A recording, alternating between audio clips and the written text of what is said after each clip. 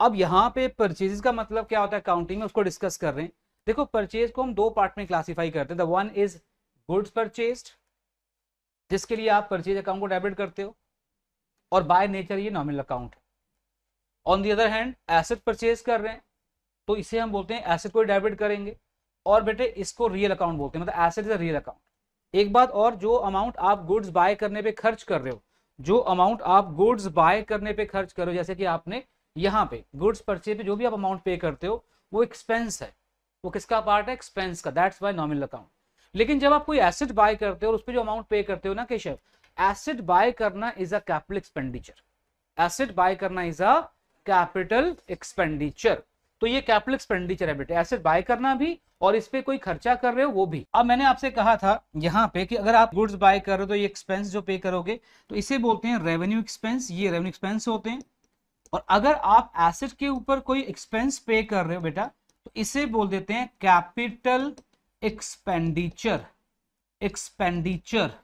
इसको बोलते हैं रेवेन्यू एक्सपेंस या रेवेन्यू एक्सपेंडिचर, इसे बोलते हैं कैपिटल एक्सपेंडिचर। अब यहां पे इंपॉर्टेंट क्या है, से आपने गुड्स बाय करी, उस पे आपने एक्सपेंस का एग्जांपल दिया मैंने कैरेज, कैरेज, राइट। तो आपने कैरेज अकाउंट को ही डेबिट करना है बेटा, कैरेज अकाउंट को ही आपने डेबिट करना है, राइट।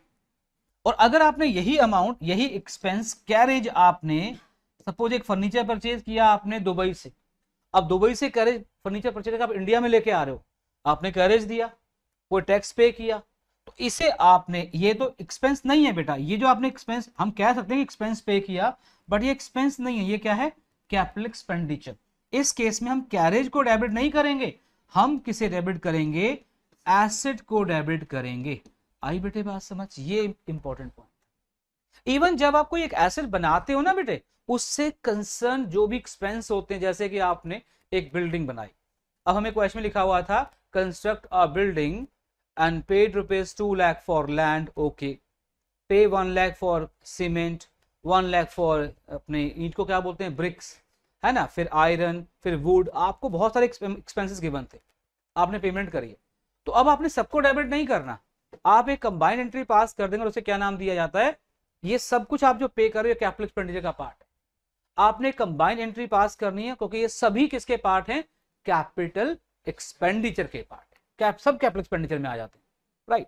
तो यहां पे मैंने आपको ये समझा दिया कि अगर कोई एंट्री आ जाए इसकी से, हमने गुड्स परचेज की, सपोज करो मैं एग्जांपल देकर समझाता हूं आपको, हमने गुड्स परचेज की, मान लेते हैं 1 लाख रुपीज की, और एक्सपेंस पे किया उसके ऊपर 5000 रुपीज, तो यहां पे एंट्री हम क्या पास करेंगे बच्चों, यहां पे एंट्री क्या पास करेंगे, purchases account debit 1 lakh rupees, carriage, carriage account debit 5000।